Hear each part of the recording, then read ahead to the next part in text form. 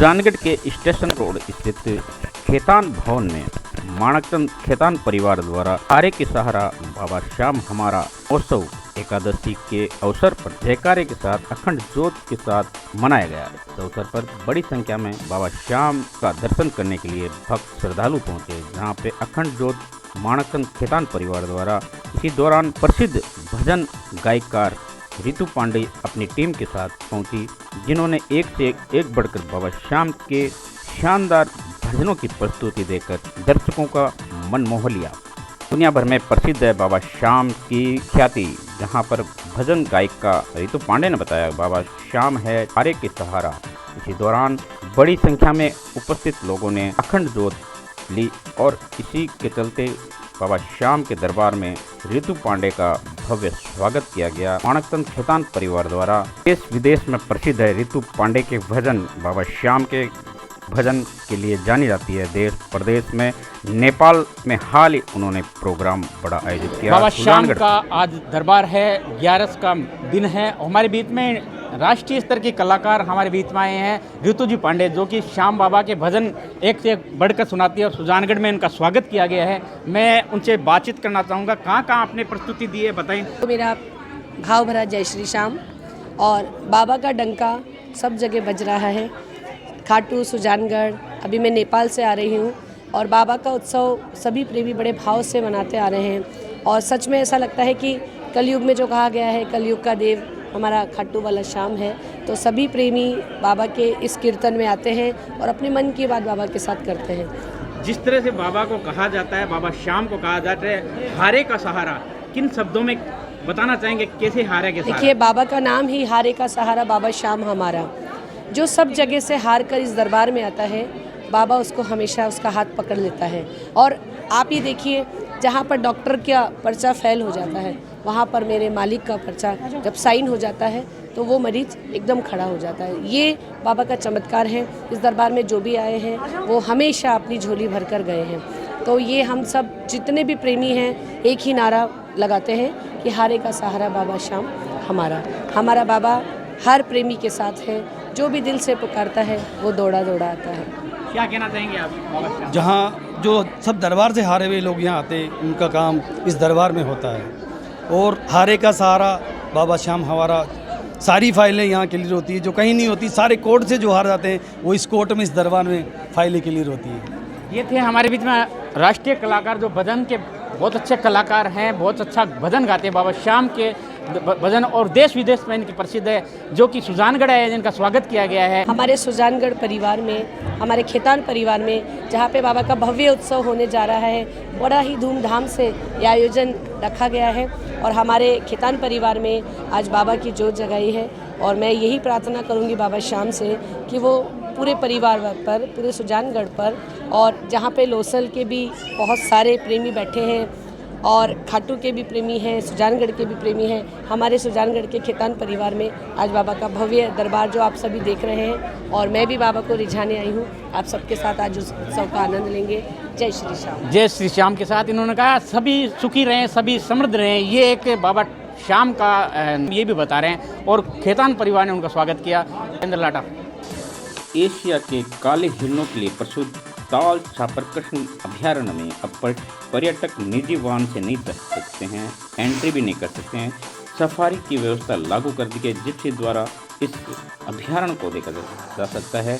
सोमवार को state wild life board के मेंबर सूरज सिंह पूनिया ने रिबन काटकर सेंचुरी की पहली सफारी बुकिंग झालरापाटन के फॉरेस्ट्री पढ़ाई करने वाले पवन कुमार द्वारा। गौरतलब है कि ऑनलाइन बुकिंग द्वारा पवन कुमार ने इस अभ्यारण्य को देखने के लिए बुक करवाया था, जिसको सोमवार को पवन कुमार को जिप्सी द्वारा सफारी के जरिए अभ्यारण्य में एंट्री दी गई। सूरज सिंह पूनिया ने बताया पर्यटकों को अब ऑनलाइन बुकिंग करानी पड़ेगी। विभाग ने तय कर दिए हैं वाहन एंट्री के लिए। उमेश बागोरिया रेंजर ने बताया कि 1 मई से अभ्यारण्य में निजी वाहनों जो जाने वाले थे उनको पूर्णतः बंद कर दिया है।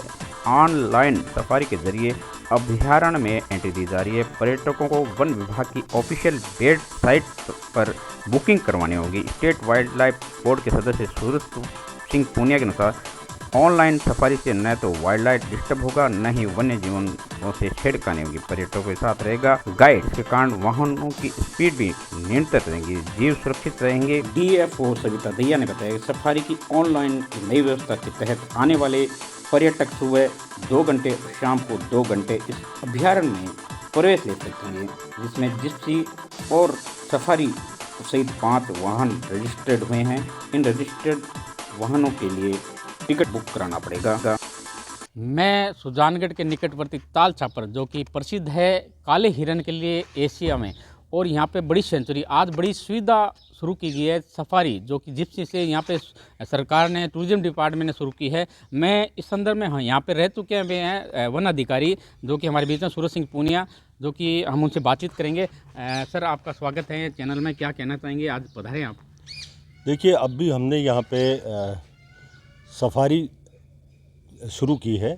इसका फ़ायदा ये होगा कि लोकल जितने भी लोग, उनको रोज़गार मिलेगा, और जो टूरिज़्म हमारा था उसको एक सिस्टमेटिक तरीका दिया गया है।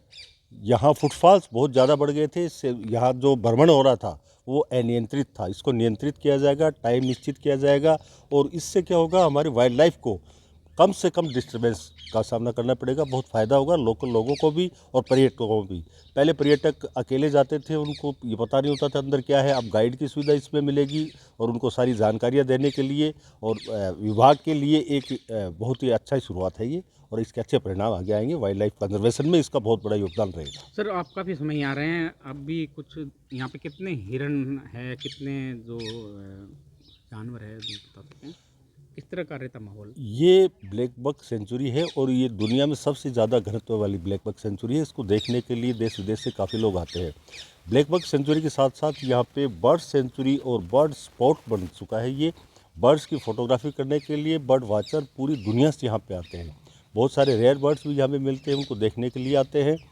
और आज देखा जाए तो इनकी संख्या यहाँ इतनी बढ़ गई कि इनको शिफ्ट करने के लिए माननीय राजस्थान उच्च न्यायालय के निर्देश हैं कि इनको इतनी संख्या बढ़ गई, अन्य सुरक्षित स्थानों पे स्थानांतरित किया जाए।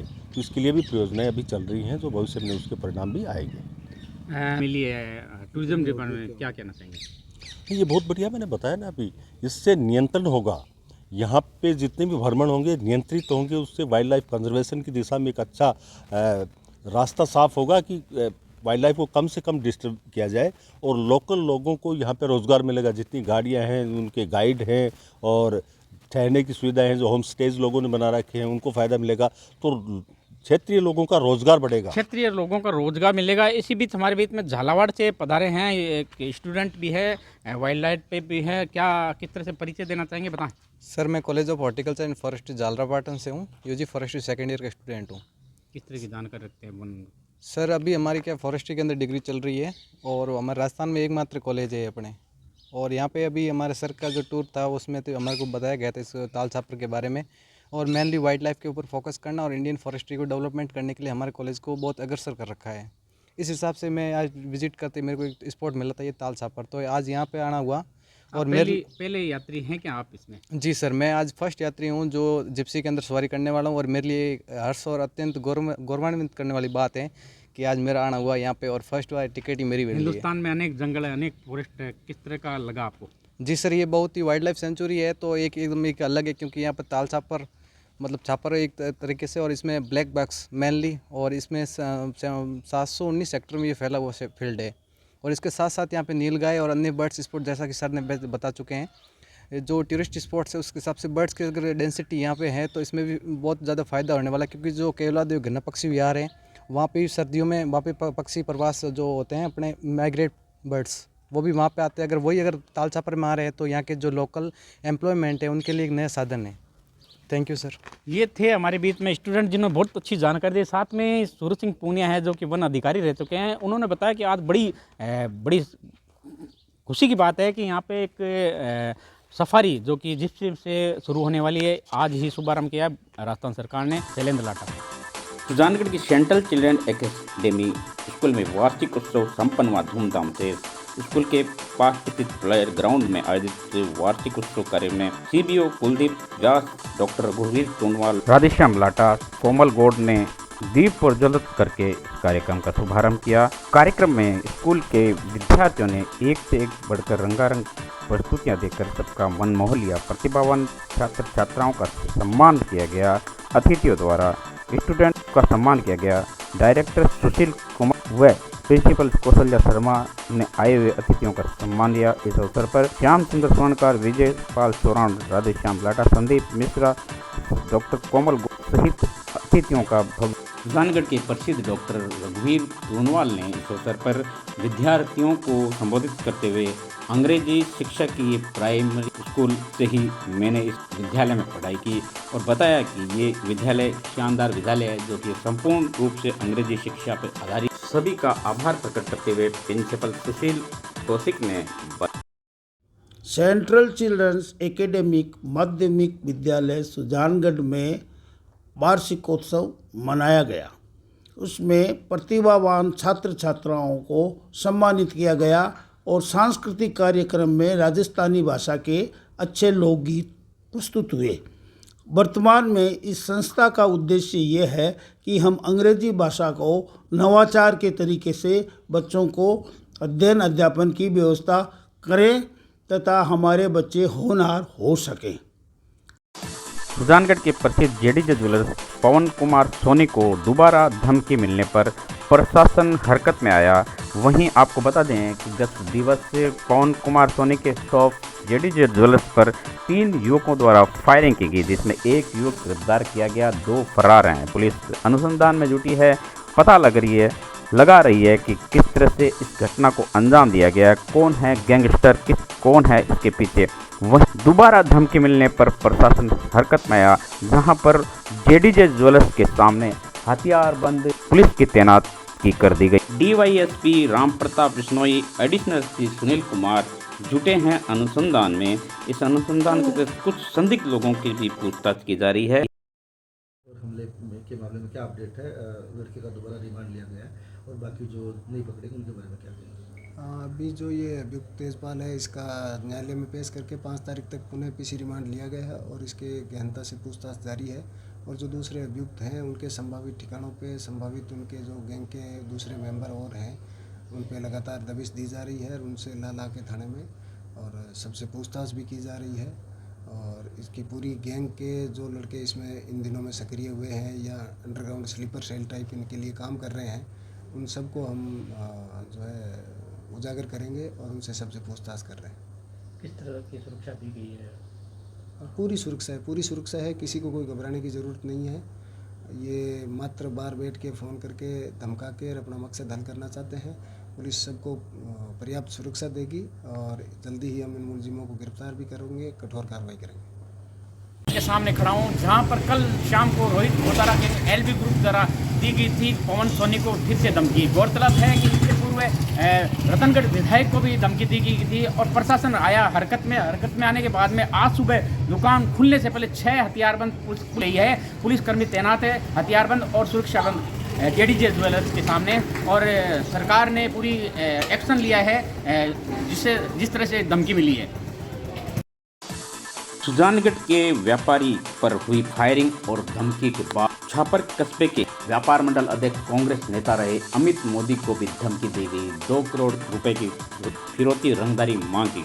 गौरतलब है कि 38 वर्षीय अमित मोदी जो कि व्यापारी है छापर के और छापर कांग्रेस के नेता भी रहे, अपने आप को रोहित गोदारा बताते हुए कहा कि कल तुमको कहा 50 लाख रुपए देने के लिए, अब आपने पुलिस को बता दिया है तो अब 2 करोड़ रुपए देने होंगे, नहीं तो अंजाम भुगतने के लिए तैयार रहना। जिस तरह से सुजानगढ़ में हमने फायरिंग करवाई, राजू छेठ का मर्डर करवाया, इसी तरह अंजाम भुगतने के लिए तैयार हैं। इसी के चलते अमित मोदी को सुरक्षा प्रदान कर दी है। दिनांक 29 तारीख को मैं जयपुर में था सिविल लाइन में, तब मेरे पास एक फ़ोन आया, बाहर के नंबर से आया था, वो व्हाट्सएप कॉल आया था। मुझे बताया गया कि मैं रोहित गोदारा बोल रहा हूँ बीकानेर से। जान गए क्या? मैंने कहा नहीं, मैं नहीं पहचाना। क्यों पहचाने नहीं क्या? मैंने कहा नहीं। तो उन्होंने बताया जो राजू ठेठ की हत्या की थी पता है आपको? मैंने कहा नहीं, मुझे नहीं मालूम। तो उन्होंने बोला अभी सुजानगढ़ जेडीजे ज्वेलर्स पे फायरिंग हुई है, वो पता है? मैंने कहा हाँ वो पता है, को वो मैंने ही की है। अच्छा, मैंने कहा आप बताइए मुझसे क्या चाहते हो, कि अब आप बताइए मुझसे मिल के चलने का प्रोग्राम है या प्रशासन का सहयोग लोगे? तो मैंने कहा अभी तो मैं बाहर हूँ, घर पहुँचूँगा तो मैं आपसे बात कर लूँगा। तो उन्होंने कहा कब करोगे? मैंने कहा कल कर लेते हैं, आज तो मैं लेट तक पहुँचूँगा घर पे, तो कल मैं गांव जाऊँगा तो मैं आपसे बात कर लूँगा, कि टाइम दे दीजिए। मैंने कहा 1 बजे बात कर लेना। तो उनका मेरे पास 1:56 पे कॉल आया। जब तक मैं सुजानगढ़ पहुँच चुका था, मैं सुजानगढ़ इंटर हुआ तो रोहित गोदारा जी का उसी नंबर से मेरे पास कॉल आया। फिर उन्होंने मुझे कहा हाँ क्या सोचा आपने, क्या विचार किया? मैंने कहा किस चीज़ का? उन्होंने कहा जो मैंने आपको कहा था ना मिल के चलना है या प्रशासन का सहयोग लोगे? तो मैंने कहा मिल के चलने, मैं समझा नहीं, मुझे बता दीजिए आप क्या कहना चाह रहे हो। तो उन्होंने मुझसे ये कहा कि आप 50 लाख रुपए हमें दे दीजिए, नहीं तो आपका वही हाल होगा जो आपने देखा है जेडीजे वाले का और का। तो मैंने कहा मैं नहीं दे सकता, मेरे पास 50 लाख की व्यवस्था नहीं है, नहीं हो पाएगी, ना मैं दे सकता। तो उन्होंने मुझे धमकी दी कि पैसे तो अपने आप व्यवस्था हो जाएगी, कुछ नुकसान होगा तब आपको पता चल जाएगा, ऐसे कह के फ़ोन काट दिया। तो फिर 2:09 पे वापस में 5-7 मिनट बाद मेरे पास वापस कॉल आया। उन्होंने कहा आपने मेरे नंबर किसको दिए, प्रशासन को नंबर दिए थे क्या? मैंने कहा हाँ मैंने दिए हैं नंबर, पुलिस प्रशासन को नंबर दिए थे आपके। तो कि ठीक है, अब आप पुलिस प्रशासन के पास ही जाइए, वहीं से सहयोग लीजिए, गार्ड ले लीजिए, लेकिन आप ये ध्यान रखना अब पूरे 2 करोड़ रुपए ही लगेंगे, अब कोई 50 लाख का मामला नहीं रहा है। आपने प्रशासन को सूचना दी है, पूरे 2 करोड़ रुपए ही देने पड़ेंगे और आप अपने और अपने परिवार का ध्यान रखना। इतना कह के कॉल काट दिया, बस यही बात हुई। थाने में आपने एफआईआर दर्ज कराई? हाँ, पुलिस थाना छापर में मैं शाम को पहुँच के सुजानगढ़ के ज्वेलर्स जेडीजे ज्वेलर्स को भी धमकी मिली थी और फायरिंग भी हुई थी गत दिनों पर। इसी के चलते छापर का जो ये मेरे पीछे रिसोर्ट है जिसका मालिक है छापर व्यापार मंडल का अध्यक्ष है कांग्रेस नेता अमित मोदी, जिसको भी 30 तारीख को धमकी दी गई रोहित गोदारा द्वारा। रोहित गोदारा ने धमकी दी जान से मार देंगे वरना आप हमें 50 लाख रुपये। इससे बाद में और फ़ोन आया कि आपने पुलिस को बता दिया है, अब आपको 2 करोड़ रुपये देने होंगे। इसके चलते बदमाशों के हौसले बुलंद हो चुके हैं। पुलिस अभी तक कुछ नहीं कर पा रही है और जो कि छापर व्यापार मंडल का जो अध्यक्ष अमित मोदी, जिसका रेस्टोरेंट है, जिसने छापर थाने में एफआईआर भी दर्ज कराई है,